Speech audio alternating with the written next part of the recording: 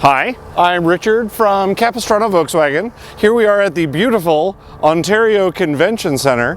There is a car show going on, and Volkswagen is having a ride and drive event, and they have graciously allowed me to take one of their GTIs for a couple hours to do a first look.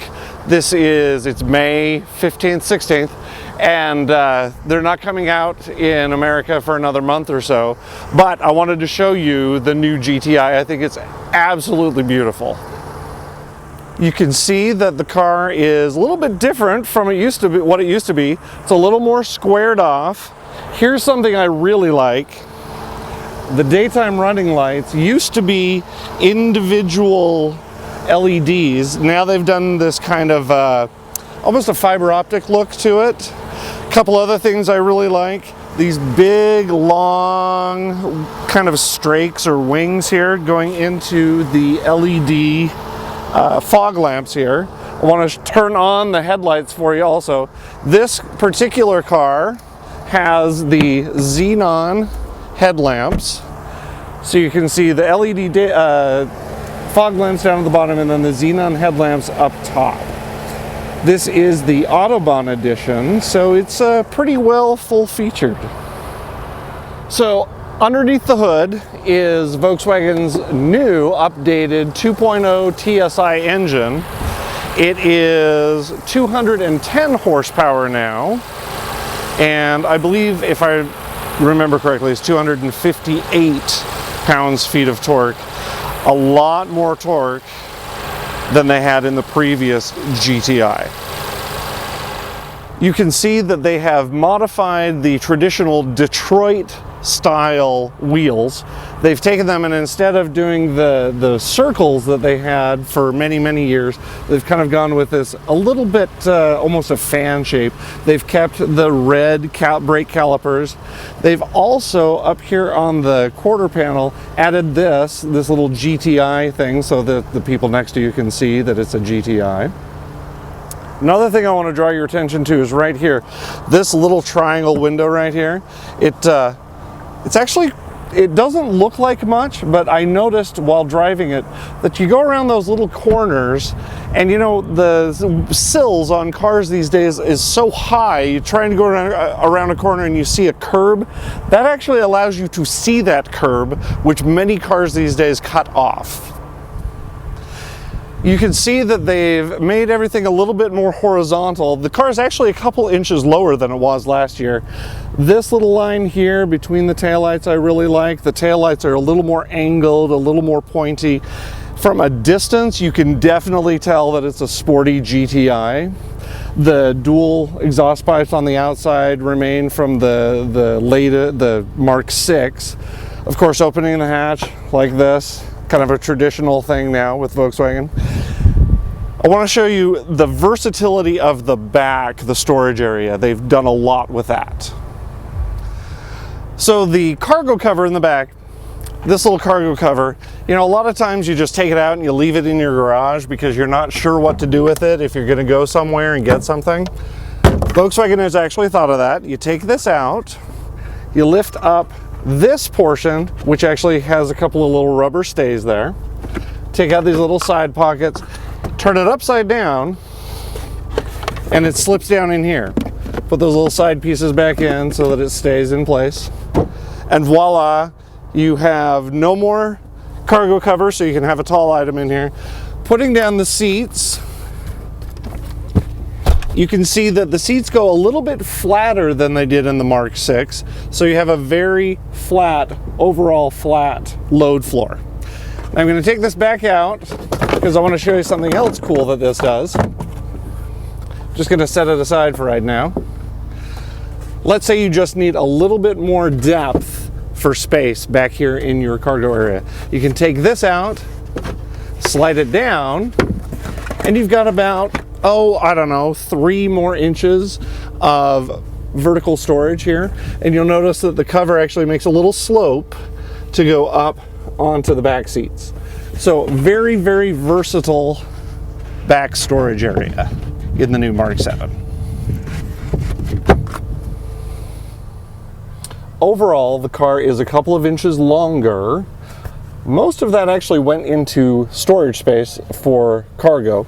Not a whole lot to backseat legroom. It's like maybe half an inch longer backseat legroom than the Mark 6. But I actually have adequate legroom back here. I have this seat where I would normally sit, and I've got pretty long legs. I want to show you the interior. This is the Autobahn. This is the same interior on the Autobahn and the SE. You'll notice it's black leather with the red stitching. That's the kind of traditional black leather. The red stitching is traditional on the GTIs. The traditional plaid interior is only available on the S with the new Mark 7. You'll see that there are air conditioning vents here in the center for your back seat passengers, as well as underneath both front seats. Up in the roof, we have LED lighting for all 4 seating areas. Up here, up front. LEDs are fairly common all over in this car. You'll notice that the sunroof, here's the actual panoramic sunroof right here. They've done a gloss black all the way around. It gives it that very German look that's going on right now, where you've painted the roof black, even though the rest of the car is a different color. But this part is the sunroof. The sunroof, of course, either tilts like this, or you can slide it back like that. It goes on the outside, so it doesn't take up any headroom for the back seat passengers, but it gives you a really nice, very panoramic, open roof feeling. Dashboard on the new Mark 7 GTI it's similar to the Mark 6. It's got, you know, your tachometer over here, your speedometer over here.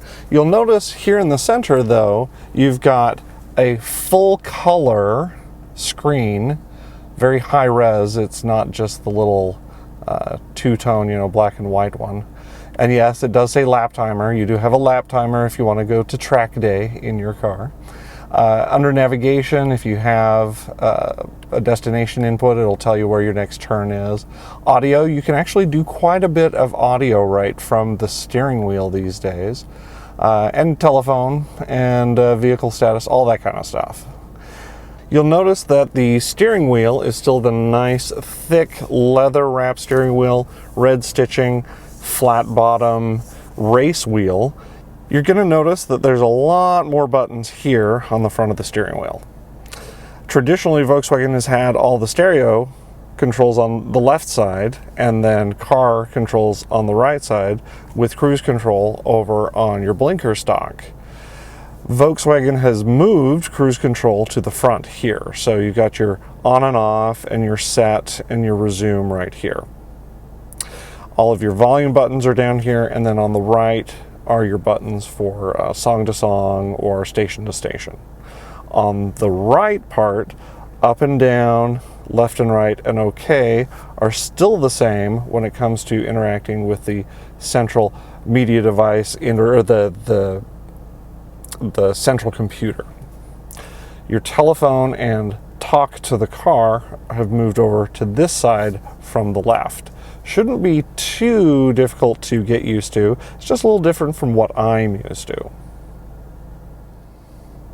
One of the biggest differences you're going to see is the stereo. Now watch the screen as I reach for it. It automatically brings up the buttons. You don't have to reach up and bring up the buttons. So when I put my hand down, it's actually, the buttons are going to go away so that you can see a little bit more of the central computer screen. Of course, just like all navigation units, you can adjust how you see everything. You can do it with the knob here. Something new this year, you can do it by pinching. I think they took that for something from Apple there. Another nice thing, instead of having to hit nav every time you want to go to your input screen, when you reach up, you've got your input buttons here. So you can say new destination. Of course, you can tap right here and say which city you want to go to, all that kind of stuff, type right on the screen. And it's actually quite responsive. And there is a lot more data on the hard drive than there is on the previous model, which was called the RNS 315. As far as the stereo goes, in this model we have the Fender sound system. Down here is where you plug in your phone or your iPod or what have you. There are different cables that you can plug into what they call the media device interface. This one happens to be for an iPhone 5. So plug it in, it's going to charge your phone, slide it back in here, and it connects your device automatically.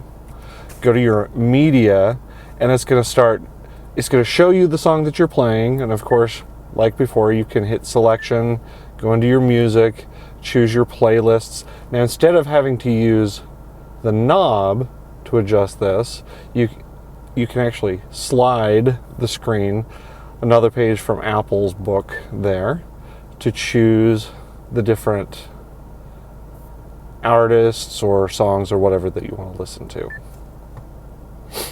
Another nice thing, the Fender sound system, it has 8 speakers and a subwoofer, and when you adjust the sound on it,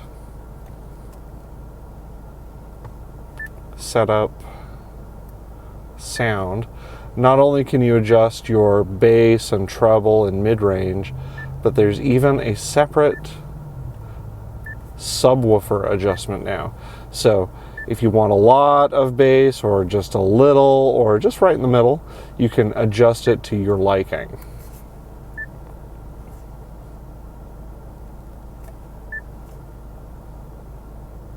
The navigation system also does have traffic information. If you hit traffic, it's going to show you the traffic reports around you.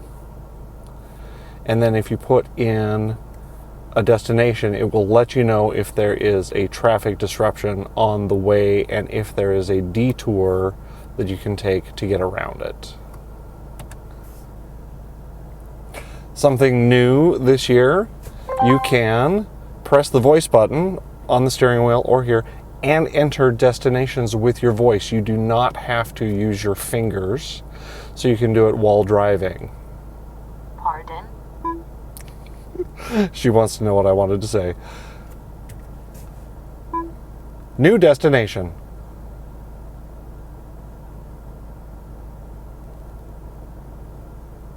Please say the city in California. San Diego.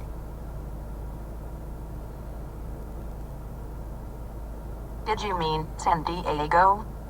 Yeah, yes. San Diego has been applied. I'm just going to hit start. The route is being calculated. Once it's calculated the route, it will, of course, show it up here on this screen, but also here in the central screen. Right now it's saying I'm off a road, so you can't actually see, it doesn't know what road I'm on. But as soon as I hit a road, it will say what road I'm on, what my next turn is, and that way you can look down at your dashboard rather than having to distract yourself by looking all the way down here at your navigation screen. So I'm gonna head out here and try and go to a place that I think might be nice. So on the road, you still have that nice familiar growl that you get with the exhaust in the 2.0 Now turn left. T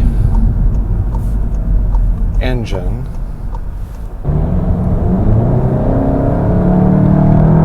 Right now I'm in normal drive mode.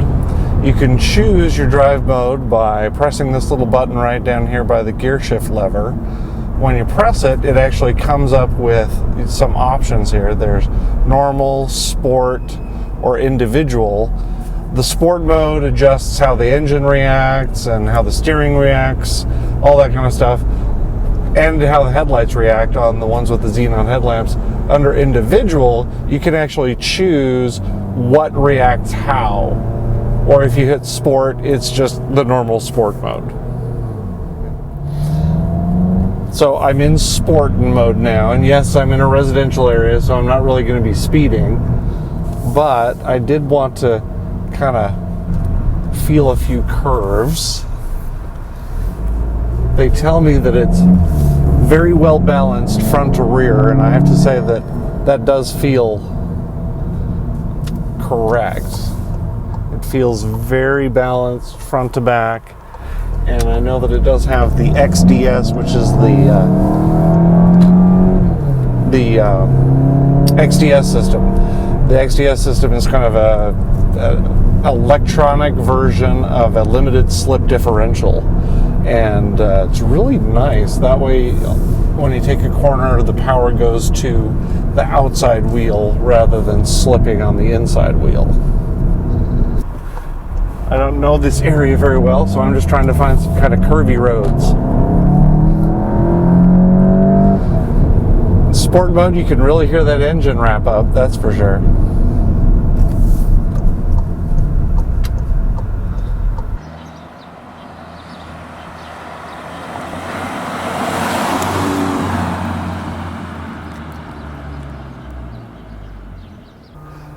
So all in all, I think the Mark 7 GTI is an exciting update to the GTI line of Volkswagens. From the Mark 1 all the way to now, I think they've just been improved every single time. I really like the interface, the central navigation system, and the handling is really quite amazing. Again, I'm Richard with Capistrano Volkswagen, and contact me with any questions. Thanks.